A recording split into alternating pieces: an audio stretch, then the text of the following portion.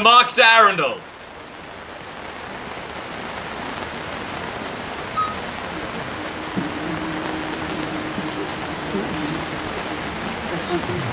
If I may speak? Certainly, Sir March. You come far across the seas to our kingdom, and we would like to hear why. Chivalry is one of the cornerstones of our society. But chivalry is not a singular thing. There is no thing you can hold and say that this is chivalry.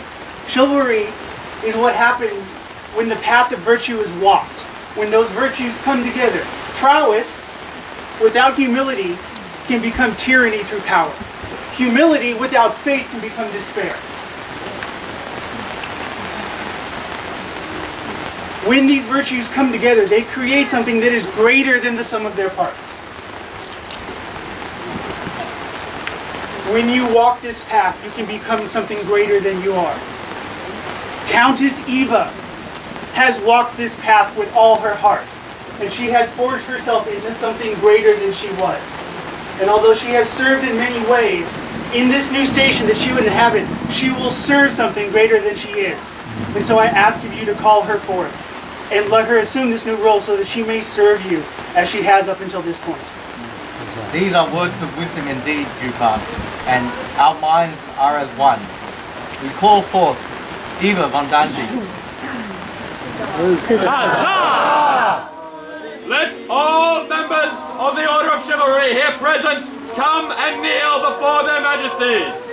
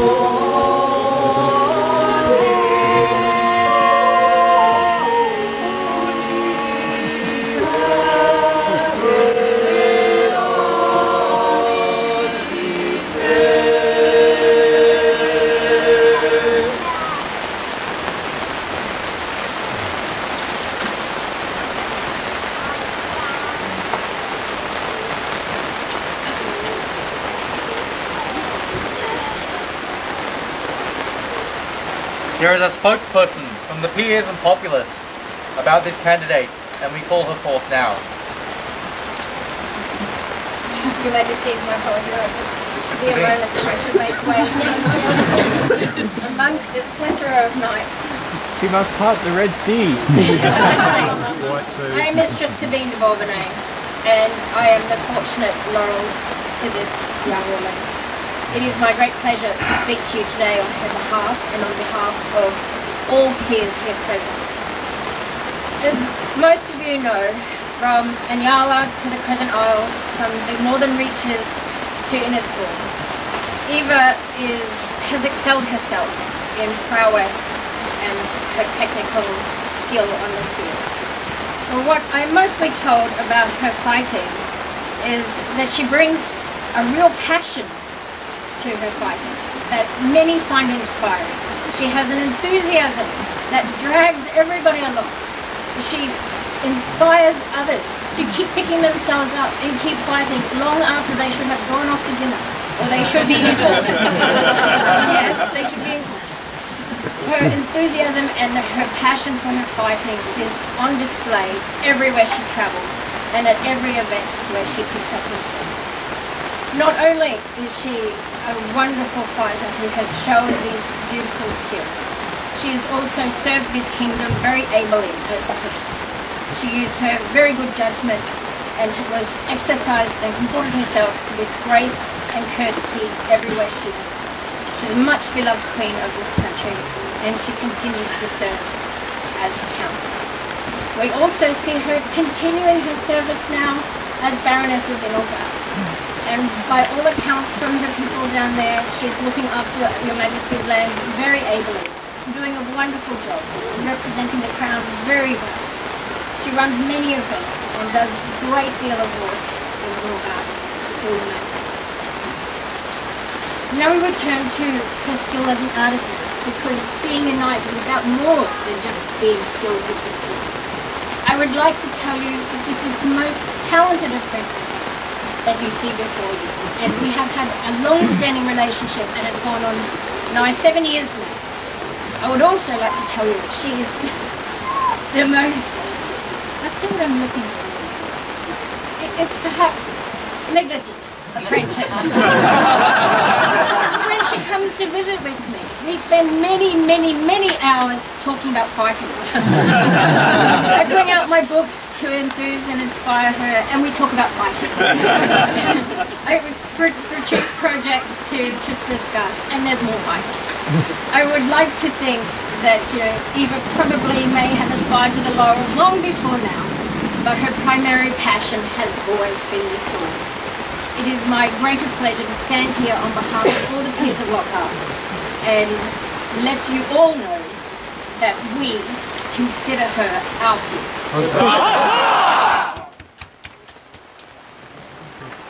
Eva, you have sat vigil for half a year and have received much wisdom and advice from the peers and populace of Lockhart. Mindful of your prowess on the field and the wishes of this order of chivalry, we are minded to admit you into the order. Is it still your wish to receive this honour from our hand? It is. Will you swear an oath of perpetual fealty to this our crown and kingdom?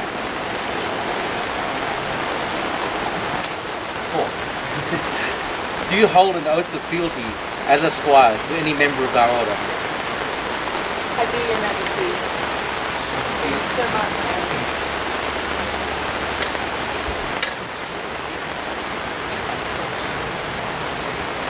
Not been a long relationship formally, but from the moment I met you, I knew you were someone amazing, and whatever part I've been able to help on your journey, I'm so proud and so humbled and grateful to be part of it. And it is with utter joy that I ask for that belt back so that we can move on to this new position.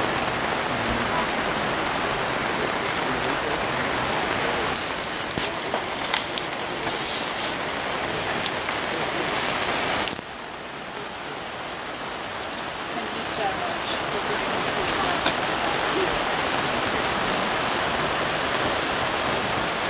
Assistance. And sometimes a shoulder.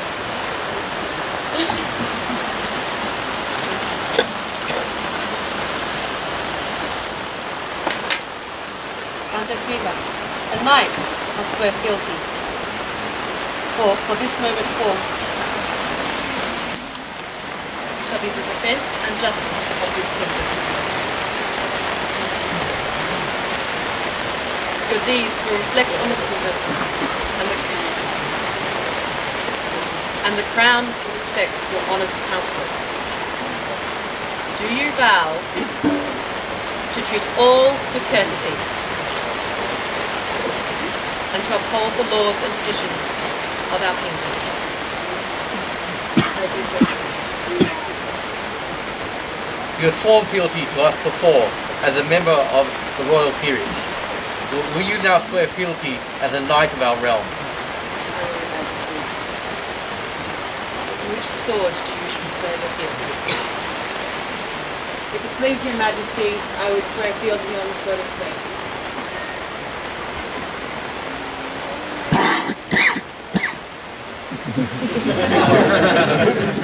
Not Patrick. fealty must be sworn on a sword of steel.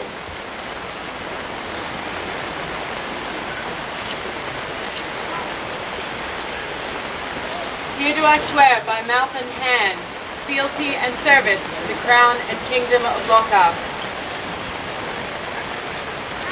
To bear only honesty and practice temperance in all things. To serve justice without bias and defend the helpless.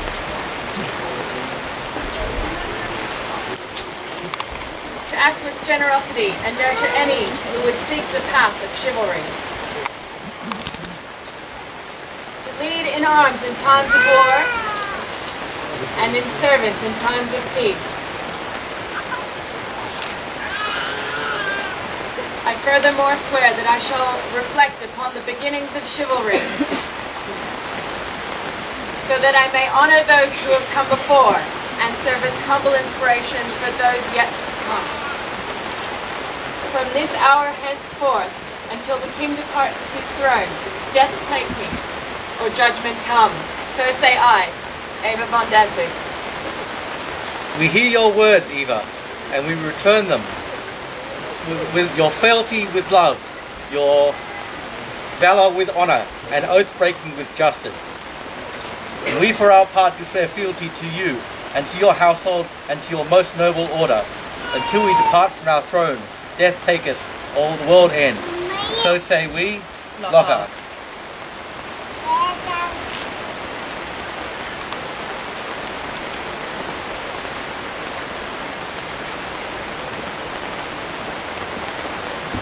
Let her be robed as befits a knight of her estate. Is there a chain? Is there a chain? Your Majesty, there is. May I speak of it briefly? Yes, please do. I apologize for talking so much today. Not at all. Several times, Eva and I have talked about the weight of expectations and the weight of feeling like you needed to live up to what other people saw in you. And I told her that people did not mean put expectations upon her, that they were merely excited to be part of her journey because they saw something special in her. What I never told her is that I was one of those people. When she first came to the West, I fought with her, and as soon as I met her, I knew that she was someone of quality. And I had this chain that had been made by the hand of Duke Fabian of the West. And he had passed that on to Duke Connor. And Connor had passed this on to me, and it was one of my very prized possessions. And the first time I met and fought with Eva, I took Felix aside and said, I would be so presumptuous, but I'm going to do it anyway and ask that when this fine fighter gets knighted, I would love to be able to pass this chain on to her. And I've held it in trust knowing this day was coming. And I'm so pleased with it.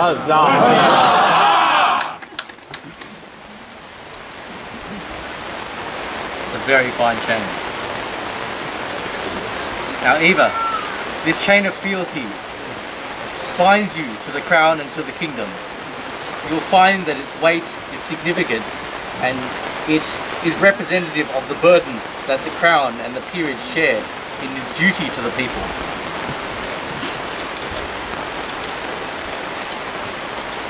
Oh yeah, that looks good.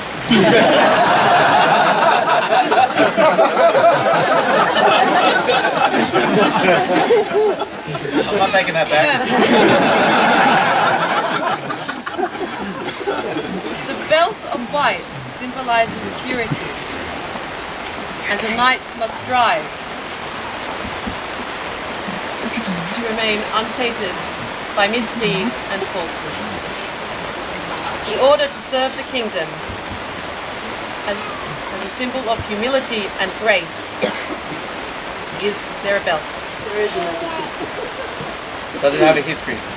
It has a brief one. My knight is Crown Prince Havet of the West, Duke Bender. Eva sought us both out and had asked for the belt from him and from myself. And so we purchased this belt together, and he wore it and knelt on it a lot. This belt, like him, is not a short and dainty thing. In fact, I think that might be his exact height. And I have worn it because you asked for this token from my hands as well. And so that you might remember us, should your memory fail you. Your Majesty, you did my honor.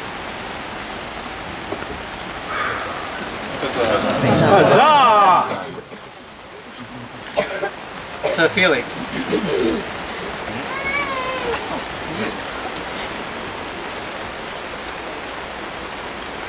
It's tradition in our kingdom, and of many others besides, that the consort of the candidate is the one to gird upon our newly minted knight. We ask you to carry out this office. Wear this belt, so that you may be surrounded by purity and truth. Never allow it to become stained or worn. From this moment henceforth. Maybe you're proud.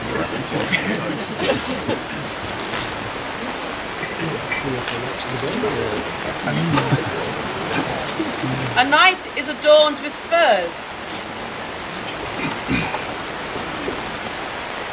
As a reminder that he may remove all covetous riches from his heart. Are there spurs? Please, Your Majesties, there are. Can both of you tell us the history of these spurs? Your Majesty, the spur is mine and mine alone. It has come from across the seas in the Great Pennsic War. It's been a great pleasure of mine to be Eva's friend and to be a small part of the journey that has brought her here today. I am very happy that she asked me for this spur, and I give it to her gladly. In similar fashion, this spur is of limited history. It was new unto me upon my elevation, and it is but a token of the aspect of knighthood that it represents. It is my greatest pleasure that Eva has humbled me so by asking to receive it from me, and I offer it gladly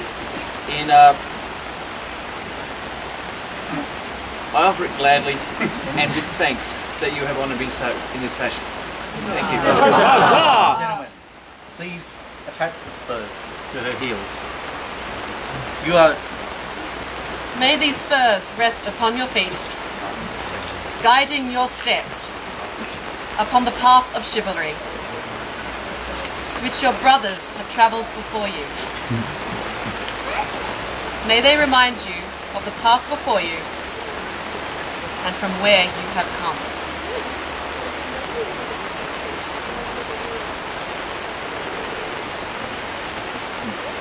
Finally, a swordsman is in need of the sword, because as the knight is the extension of the arm of the kingdom to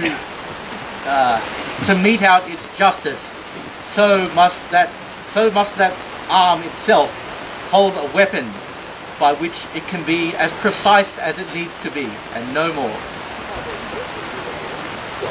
Your Majesty, this is a sword that comes with much love from your friends in the company of Sir Michael and Baron Ingard. Its history starts now, and I know that they're very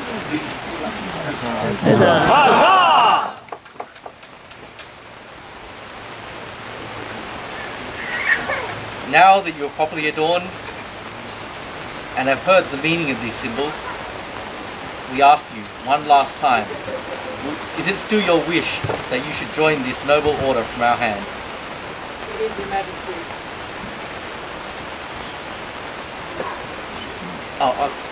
By which sword would you wish to be dubbed? On the sword of my house, House von Hansen.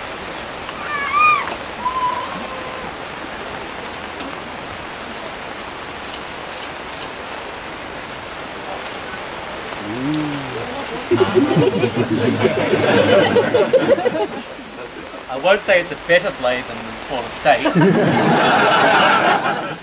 For I must not. I think they get the point.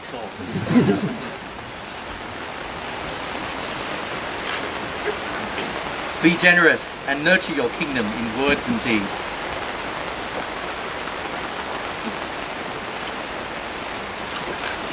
Defend the innocent and be ever ready to administer the crown's justice.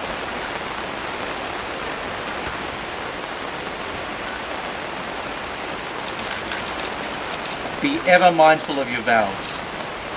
I dub thee Knight.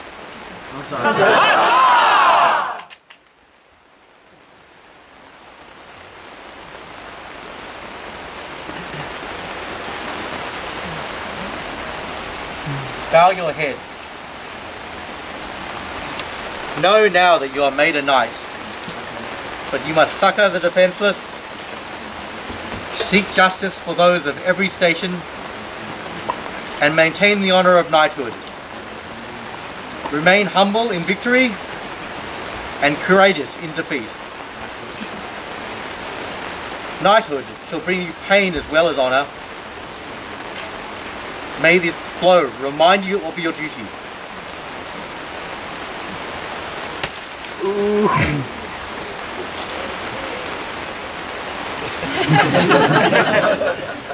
Rise, Sir Evas.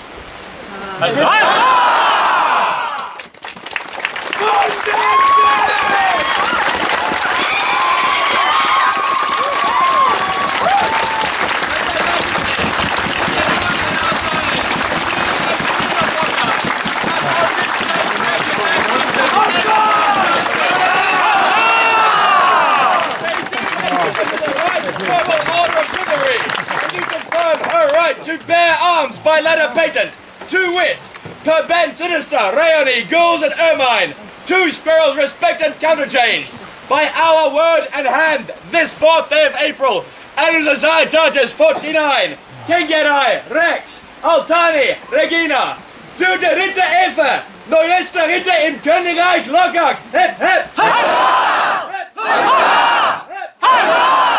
von Danzig!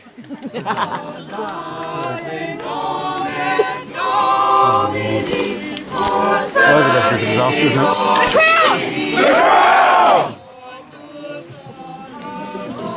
Yeah, this is going to go well.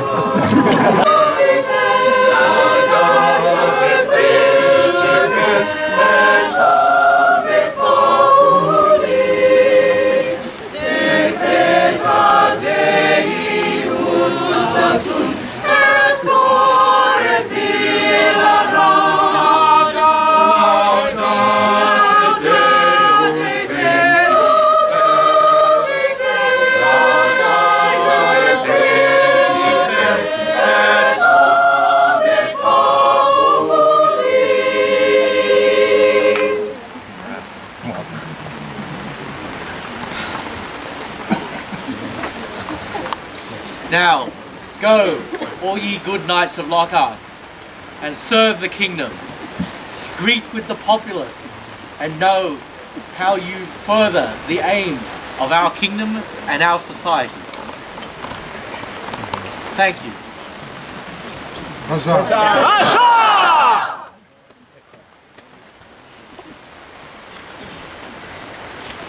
For I got to fighting, war and fighting got to me.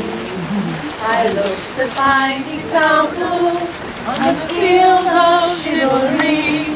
I saw mighty arms much stronger than my arms would ever be. And I thought perhaps the field was not for me. But I stayed and watched the fighting till one fierce stood apart. In armory fashion, and a helm more fought than out. But he glowed so with honor, and the lightness of the heart. And the sword of the house became a star. She was not the biggest fighter, nor one to raise a fuss, but I remember being proud that she was one of us. and she'll fall side by side. But because of her, I lift my sword with pride. In final words, I would like to say something about our new knight, and that is this. Up in this ceremony, we have seen the knights of our kingdom arrayed and yet strangely free from emotion. And that is because when we make a knight, we consider them the peer of every knight. And so, while Eva may be the first female knight in the kingdom, for the order of chivalry, she is a knight like all of its other members, every single one. That is the way we vote in the council, and that is the way we take our council as the crown, and the way we advise the crown every single time. Every single time, every knight we make is considered the peer of every other. So when you say that it is a special day for the kingdom, it certainly is. It certainly is. But remember that this knight is the equal of all of our knights. She is never to be considered the lesser of any of our, well, heretofore brethren. Have to work out how to turn that. No, certainly not. We thank you, and that is all the business that we have the stability to conduct in this court. And so I thank you for being witnesses with us to this ceremony, and I ask that you go forth and be on your way with joy in your hearts for this and all our knights and all our laurels and all our pelicans who serve our kingdom. Thank you. There being no further business, all rise. Long live the king! Long live the king! Long live the queen! Long live the queen! For all the kingdom of Lockhart, 3 cheers, hip hip!